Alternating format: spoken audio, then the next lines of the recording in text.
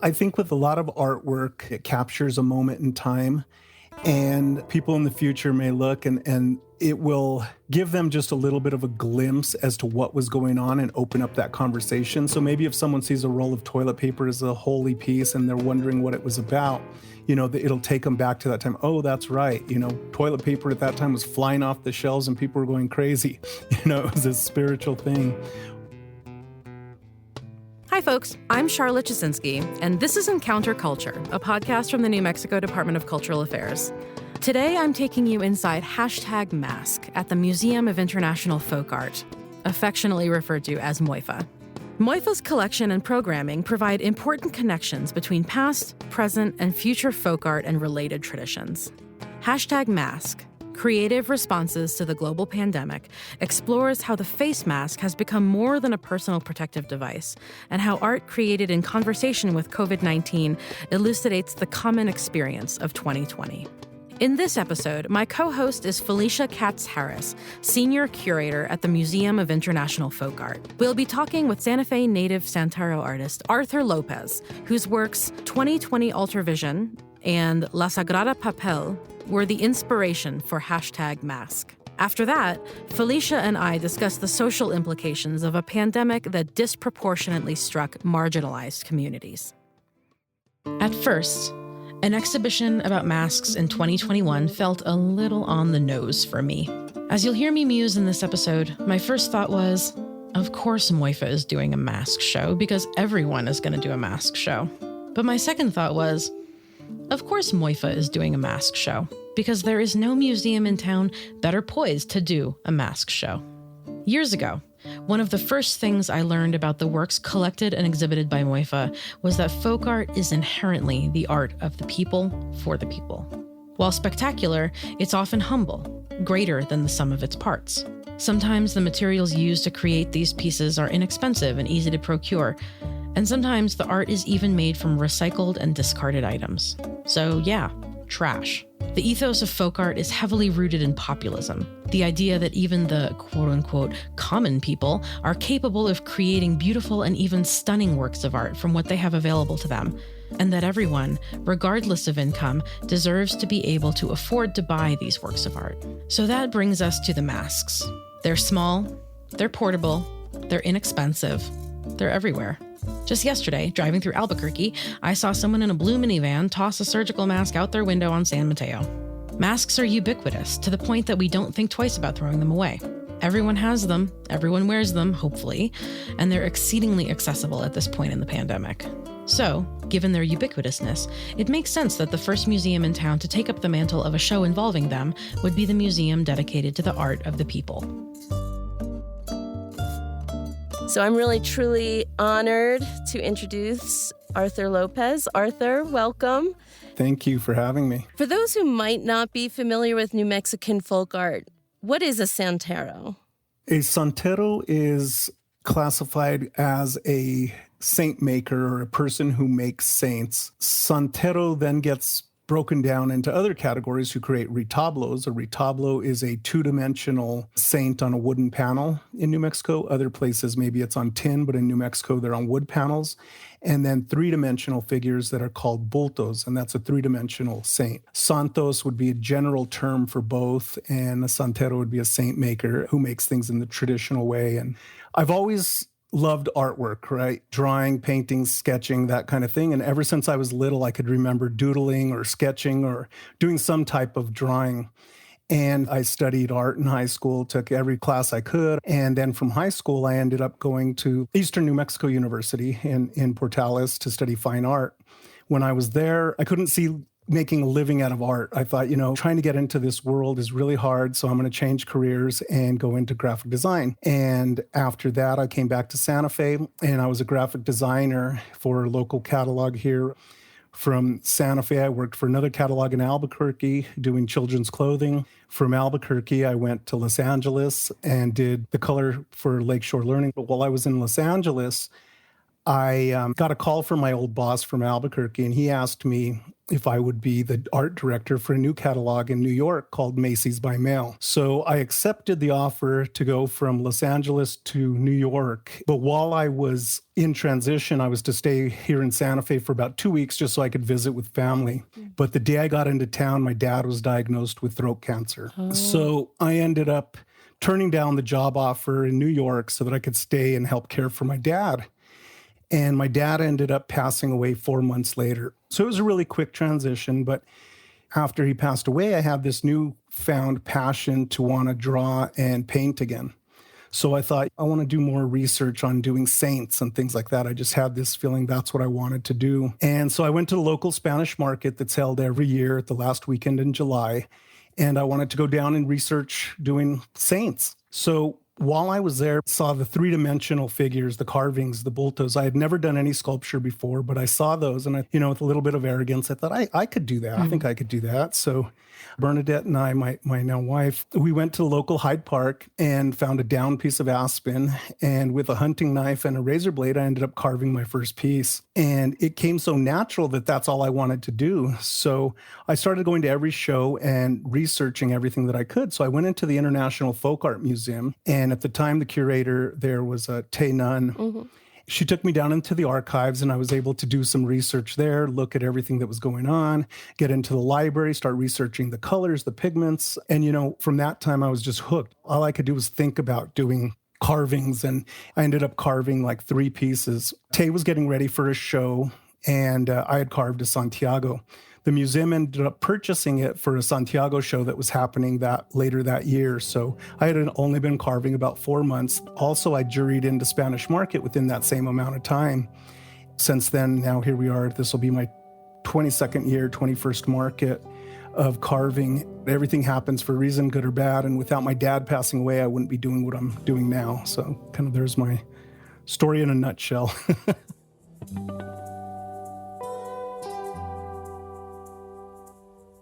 Going back to when you said, oh, my dad got sick, he passed away 4 months later, and that made me want to make art.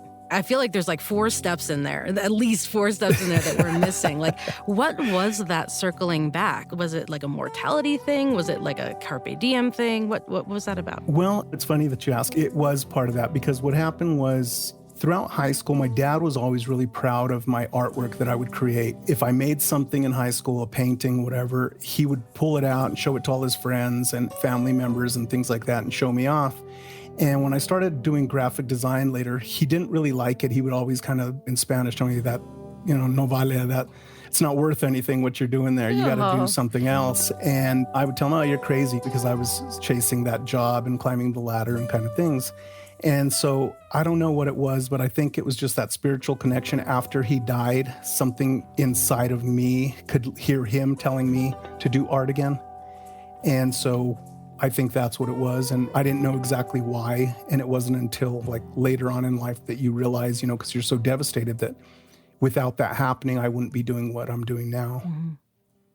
You were really drawn to doing the saints, and you were really drawn to this religious iconography. What was that pull for you? I think a lot of it might be that reflection of death, kind of the death opens up that door. I mean, even like with what we're going through with the pandemic, I think it's created a lot of different changes in people, and it makes them reflect on what's important. Mm-hmm. And I think with his passing kind of opened up some of those feelings or those past feelings that really helped me to change my course or lead me in a way into what I'm doing now. You said you picked up the knife and the carving tools and you just started having at it. Was there anyone that you had that you learned from, or was it just all real trial and error? The carving part of it was all trial and error. I did have a few people that would give me pointers on gesso or certain pigments, but a lot of it was trial and error. So what are the kinds of materials that you use, or what traditions are you drawing on in terms of material and medium? Yeah, so I am more of a contemporary Santero artist, and I believe truly that you could create contemporary pieces using traditional techniques. So what I do is I take a lot of the techniques that were made traditionally, like if I'm using pine or basswood or different types of wood that I hand carve, and then I make my own natural gesso by boiling rabbit hide glue that I boil to a certain temperature. Then I add marble dust to it. Some people use gypsum. I use marble dust because I like the finish on it better. But you add the marble dust to a certain consistency, and then you paint it over the wood. Once you paint it over the wood, you let it dry for about 24 to 48 hours to let all the moisture escape. That gives you your base for your pigments. And then the pigments that I use now, it varies between natural and watercolor pigments. But some of the natural pigments that I use are like black walnut hulls. I get black walnuts from local trees. I'll boil them and constantly boiling them, sift them, and then I dry them out to get flakes after they're strained. And then I reconstitute it with water, and that's what I use for my browns. Or cochineal, which is a little female beetle that's on a cactus larva that were imported from Mexico. I'll take those and you grind them up or crush them in a pestle and add a binder to that, and then you're able to use that for your deep reds or things like that. Currently, I use a commercial varnish. I no longer use pine sap varnish just because it yellows over time, and I prefer the longevity of just a commercial varnish, and then I give it a final coat of beeswax for the final. You had said that you could be a contemporary artist using traditional techniques and materials, but I wonder, do you consider yourself a folk artist? You know, it's funny because I've been categorized as all different genres between traditional folk artists. I mean, I won the Folk Art Award from the Virginia Folk Art Society of America. Uh-huh. And when you place my work sometimes next to folk artists, while it is done in that traditional self-taught way, a lot of times some people tell me it looks too academic to be folk art. Oh. So I don't really have a really placement. I just call myself an artist. I mean, I even sometimes, between the Hispanic art, Chicano art, Latino art, it's really, I just say, yeah, I'm all of that. That's what I do. I'm a folk artist. I'm a contemporary artist. I'm a traditional artist. I'm a fine artist. I try to grow personally with every piece that I do. My first pieces that I did, I call, like Picasso had his blue period, I call my oven mitt period because all my hands look like oven mitts.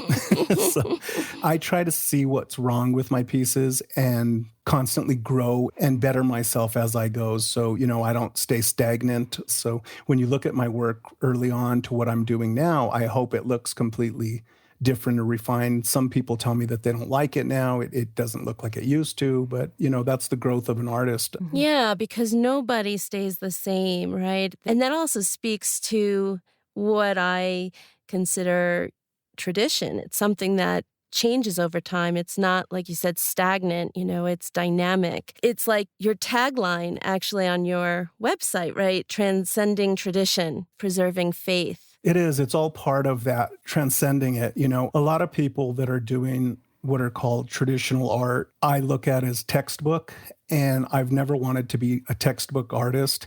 And what I mean by that is here in New Mexico, especially, you're creating santos or things that are part of a tradition that came from the, 1500s, 1600s. And there were santeros at the time, the Laguna Santero or Arroyo Hondo or all these different people that we have documentation of in the museums of what they did. And they're fabulous pieces. They're in the churches, they're in the museum collections and things like that. And they're in books. And a lot of what you'll see, a lot of the contemporary or traditional santeros doing today is looking at that book, and their piece looks, you could see where the influence was from, that's from the Arroyo Hondo, that period, and here's the retablo, and you could almost see exactly the same piece just done in their hand.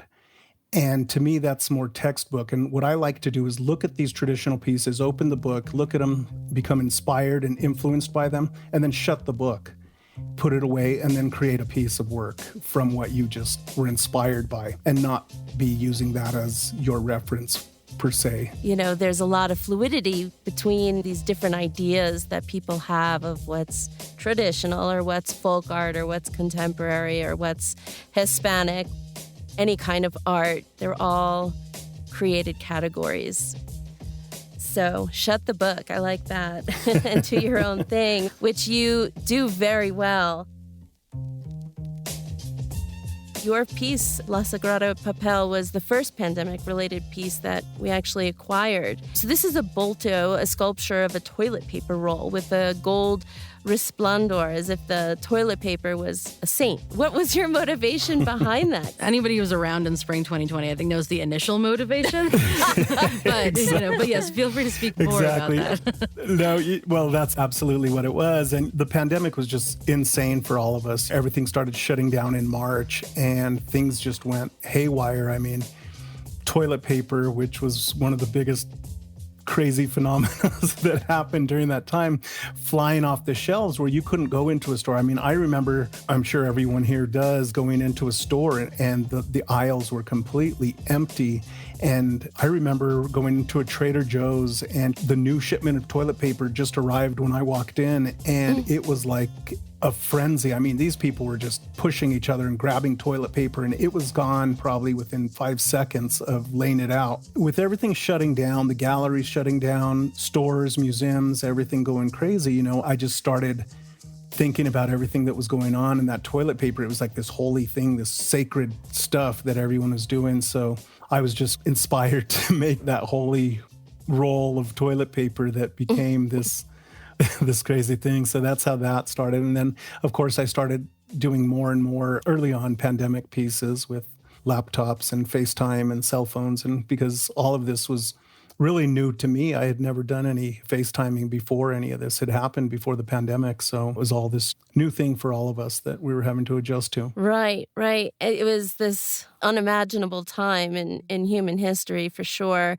And you're referring to some things like FaceTime, and it's part of this larger piece that you created and another work that my colleague Nicolasa had really jumped on this opportunity to collect, and that's your Altar Vision 2020. And now this is an altar, and it's set up almost like, I want to say, a traditional Santa Fe kitchen area, right? So you approach it as if you're standing at the kitchen sink. Well, first of all, the whole thing is carved out of wood. It's painted wood, but it looks as though there's this traditional ceramic tile countertop.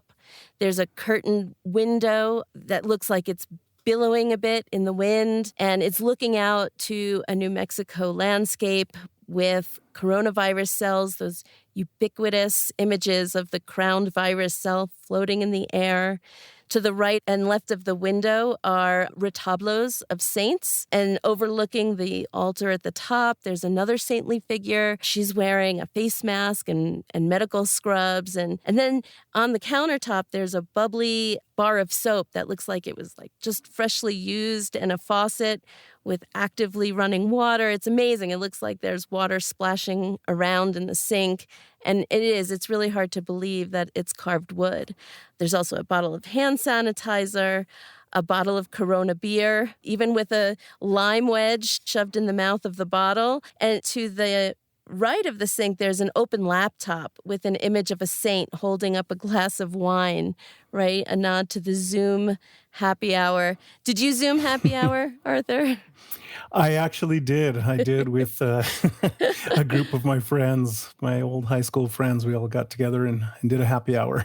It's fun. It's a large piece. It must have been quite a commitment. How long did that take you to make? I think from start to finish, it was about 2.5 months. Mm-hmm. Yeah, so the altar came about more, a traditional altar is a place where someone goes to pray or cleanse themselves of something. You're trying to do that cleansing of your spirit or your soul kind of thing.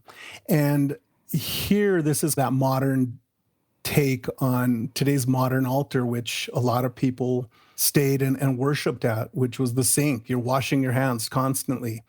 And so it started with that as an idea of washing your hands. And it has, like you said, the bar of soap from washing your hands, some Purell, because everyone's skin probably started to peel after a while because they were using so much Purell. But yeah, and as you look out, it's the safety and sanctuary of your home. You're inside, and outside the window is that evil virus where no one felt safe to go outside, but you're safe inside here by this altar. And your only connection to the outside world is that laptop, where you're doing your FaceTimes. The ones that I did between laptops and cell phones, I called them Faith Times. Just a little play on the words with the saints that were there. So the saint that's pictured in this one is San Vicente Saragossa, who is the patron saint of wine. So he's doing that toast to you as you do your faith time. Of course, the Corona bottle, which is, I don't know if I heard a story somewhere that early on, a lot of people stopped buying Corona beer just because of that association with the coronavirus, which is insane. But at the top is Saint Corona. Saint Corona is there in her protective gear and doing her prayer at the top to help keep people safe, I guess, from this virus. And who is she? She mainly got adopted. Supposedly there was or is a Saint Corona. She wasn't necessarily for the coronavirus, but because of her name and the corona, she has been adopted as such. And so my take on her being adopted as such was doing Saint Corona in all of her nursery or protective gears. Corona in Spanish means crown. So her crown is actually the coronavirus, which is also why the coronavirus is called the coronavirus, because supposedly those prongs and things at the top look like the top of a crown. I had a question about kind of the impetus of that piece. Creative people during the pandemic seem to either go one way or the other. They seem to either want to make their art about the zeitgeist and about the pandemic and the experience, or they went as far as humanly possible. They didn't want to even talk about, like, I write poetry, and I tried to write a few coronavirus poems, and they were just so bad. So I just said, screw it, I'm not doing that anymore. Was making art about this time, did it come naturally? Did you feel like you had to finagle your brain a little bit into that mindset? Did you feel like you should, or did you feel like you wanted to? Like, how would you describe that impulse? I think art, whether it's social or political, always captures a moment in time. And I felt, I don't know if compelled is a word or just inspired to make it. And for me, it's like now is the time during the virus. I mean, I'm still actually working on a few now Corona pieces, but after this year, I don't see people making them anymore. Then it's kind of like you missed that boat. I guess just being inspired by everything that was going on. It was crazy. So a lot of times your mind was filled with what was going on, whether it was in the news or just in general. I have 2 adult kids that were supposed to be at the university, and instead they were back home doing school here. So our house was full again. We had both of our kids and my wife, so there's the 4 of us all together. And so you're constantly surrounded by what's going on. And as a parent and as a full-time artist, I was really, you're afraid. You don't know what's going on. You don't know what to tell your kids. You don't know where your next paycheck is coming from, especially when your main gallery is shut down. Your Spanish market, which is one of my biggest shows for 100% without that commission, comes in. You're freaking out. Not to mention I had commissions at the time, and some where people were losing their jobs and wondering whether they should even continue with those commissions. And so it allowed me the opportunity to create these pieces. And by doing some, they opened up an opportunity also, because the toilet papers became a hit kind of thing. And people were wanting toilet paper rolls. The cell phones and laptops became a hit, and people were wanting those. And it ended up opening up more opportunity than it did shutting doors. So it was an interesting time and thing for me, even with the altar. Like I said, I'm doing 3 maybe 3 or 4 of the last pieces that I'll be doing for the pandemic. So the short answer is yes. I felt like it was an opportunity, and I was compelled to it just because of what was going on.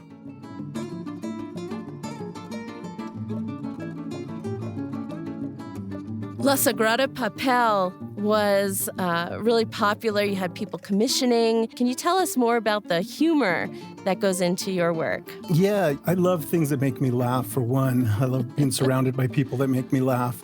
And without humor, I mean, what do we have? But one of the reasons why I do a lot of my works in a more contemporary, modern take on it is one of the early pieces that I made, I called Holy Rollers. And it was Jesus driving a hippie bus with the 12 apostles all hanging out the window. And they were all in this VW bus. They were all in hippie garb. And it was one of the first pieces that my younger son, Jeremiah, he stopped and looked at. I caught him just looking all the way around the piece and looking at it and looking at the VW bus and all the little figures that were sticking out. And he started asking questions about it. And who's this? What's that? And it was the first time that he was really drawn into a piece, whereas when I did something more traditional, he wasn't really that drawn to it. And it reminded me more of like, I grew up in the Catholic faith and I was an altar boy as a kid, and being surrounded by all of those saints was scary as hell. You would go into church and look at this bloody Christ dripping down and staring at you. And even I think the Catholic faith would use that as part of like, they're watching you, that person's looking at you, and it would scare the crap out of you. And when I look at it now, I look at it in a different way. I look at it like, who created that? Who made that piece? How was it made? So I go back and forth with that, and I see that this was the first time, like I said, with my son being interested in that contemporary piece, that a lot of that is what inspired me to do what I'm doing now and putting that humor, bringing things more into a modern take. So each saint has their own iconography. And so what I'll do is I'll take that modern take on it, whether it's Jesus that is in the international folk art market. And I used Jesus as a play on words, Jesus being Jesus in Spanish, and then Hey as H-E-Y, and Zeus as this hippie kind of guy. So it has Jesus as a hippie. He's got the little Lennon glasses on and those long bell-bottom striped mustard pants. And just having fun with it and using all the iconography that he would generally have, but putting it in a different contemporary setting on a modern world. And a lot of that is what I've done with the Faith Time pieces or with the Sagrada Papel, naming it something in a traditional way, but utilizing a more contemporary theme for it so that people could relate or connect to it. Yeah, humor definitely makes serious topics more relatable or easier to deal with. And also the way you described your son walking around the piece and really taking it in reminds me of how when you make things relatable, especially to young people, that's what sparks interest, and that's how traditions get passed and not just forced on people, but allows people to really understand it or relate to it in a certain way and carry these traditions on from generation to generation. So, Arthur, what do you think that people will take away from your coronavirus pieces in the future? I think a lot of artwork, it captures a moment in time. And people in the future may look and it will give them just a little bit of a glimpse as to what was going on and open up that conversation. So maybe if someone sees a roll of toilet paper as a holy piece and they're wondering what it was about, it'll take them back to that time. Oh, that's right. Toilet paper at that time was flying off the shelves and people were going crazy. It was a spiritual thing. Or, it opens up that time when FaceTime became as popular as it has. And that's, who knows what they'll be doing in 50 years. But so I think it captures a moment in time, and I think it'll open up a conversation for future generations to look at and ponder on, I guess. Yeah, definitely. It'll be a commentary on how our society was panic buying or the hoarding or maybe even the selfishness that came out during that time. But hopefully also people's generosity and care for one another as well, especially that process, right, of checking in on each other with Faith Time. Exactly, and how we helped each other make it through it in some sort of a way. Yeah.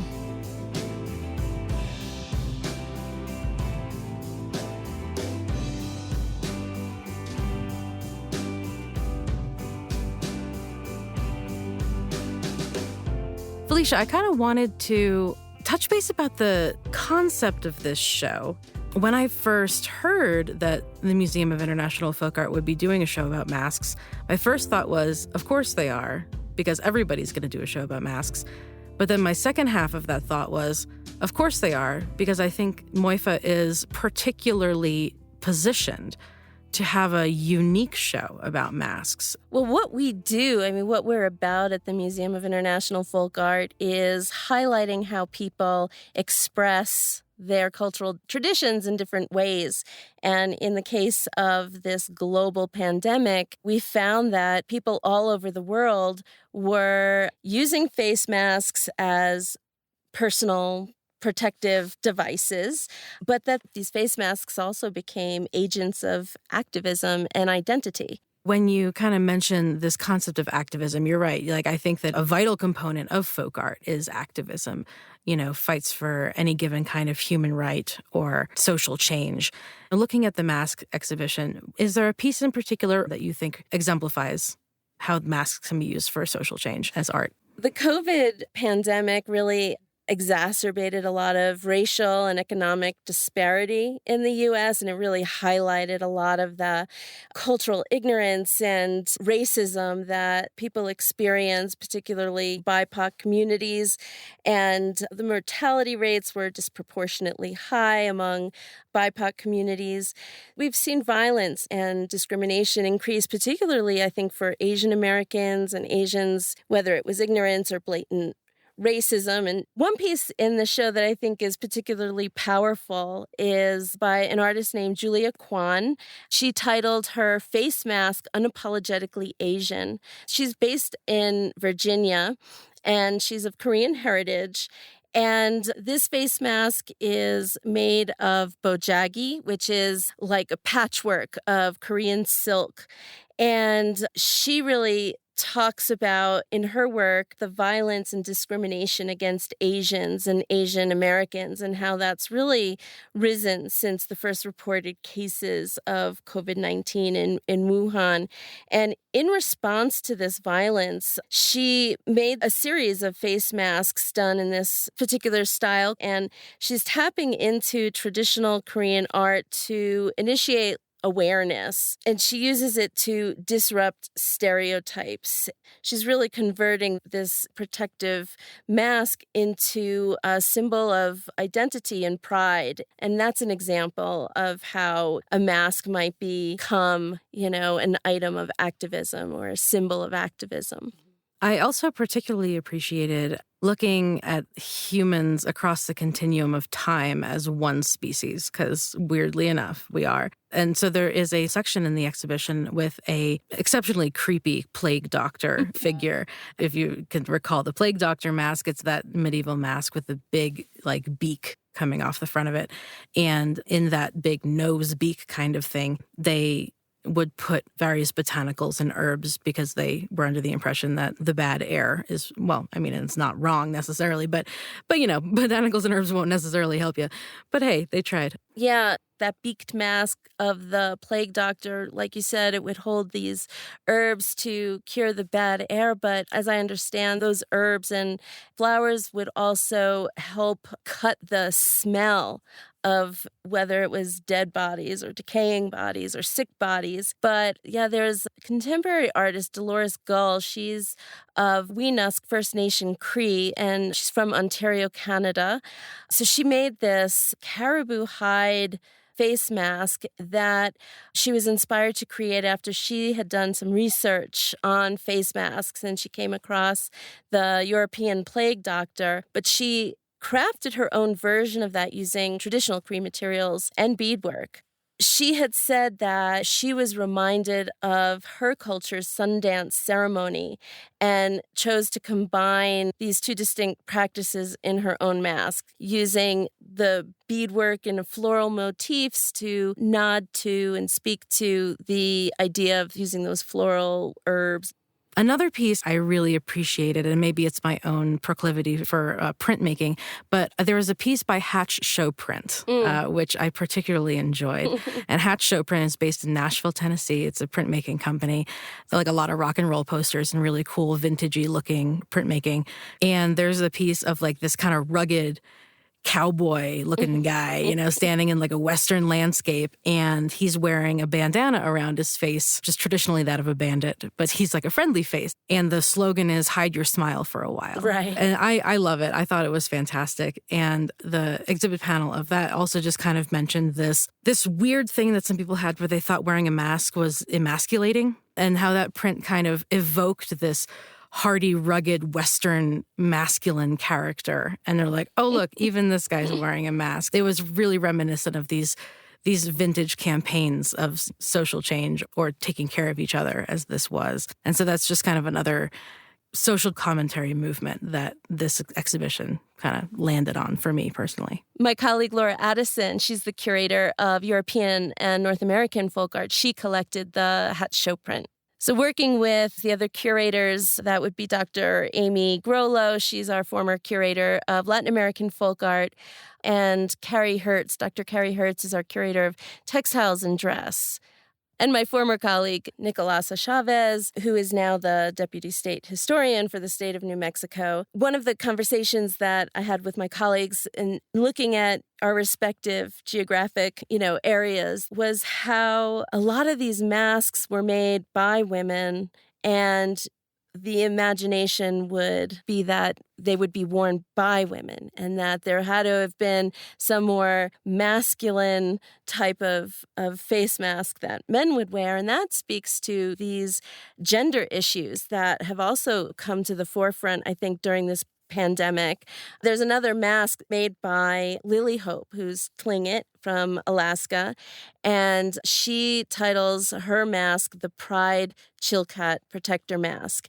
And here she's looking at including the Two-Spirit and transgender tribal member needs. So she notes that since colonization, our inclusion of Two-Spirit and transgender tribal members needs remembering. And that's what her mask speaks to more specifically. Yeah, and this relates back to this concept of we're all in this together. But then, as you mentioned just a moment ago, the extreme disparity in the way this pandemic has affected people of color in disadvantaged communities and different countries across the globe. It's like we're not necessarily in this together in every way. Like we're all in the same storm, but we're not in the same boat, that kind of thing. Yes. And so many of the professions that are considered essential, whether they are food service or sanitation or caretaking, nursing, while there are absolutely men in those fields, they are often female dominated. And so many of these essential workers that had the hardest time, especially at the beginning of this pandemic, were indeed like female and non-male people. So this exhibition is titled #Mask, but it is not an exhibition solely of masks. There's some wall art, the print from Hatch Show Print, there's Arthur's Bultos. How did that kind of come about? The idea for the exhibit really grew out of collecting Arthur's pieces. And so my colleague, Nicolasa Chavez, she was the first curator to bring pandemic-related artwork to the table. And it started with the La Sagrada Papel, right? So the holy toilet paper roll. And so she collected that because she wanted to document the pandemic. She wanted to document how artists were responding to the pandemic. And then came 2020 Alter Vision. Then it really inspired the rest of us to look at what people were doing in different parts of the world. And the thing that was most common, the common thread, were these face masks because they became part of our daily attire. And then one other thing, I have something that Carrie Hertz would talk about when she talks about folk art as a resource for individuals who draw inspiration and meaning from it, who creatively reinterpret it, who may defy it. And she talks about it as not actually being a type of art, but a way of looking at human creativity. I think that this show really does that in relation to the pandemic. It looks at how people respond in creative ways. It looks at how people are drawing on their tradition and on their cultural heritage for inspiration to protect themselves and to protect others. #Mask is on view at the Museum of International Folk Art through January 15th, 2023. Plan your visit or take a virtual tour at internationalfolkart.org. To learn more about Arthur López, visit artlopezart.com. You'll find all of the links in the show notes.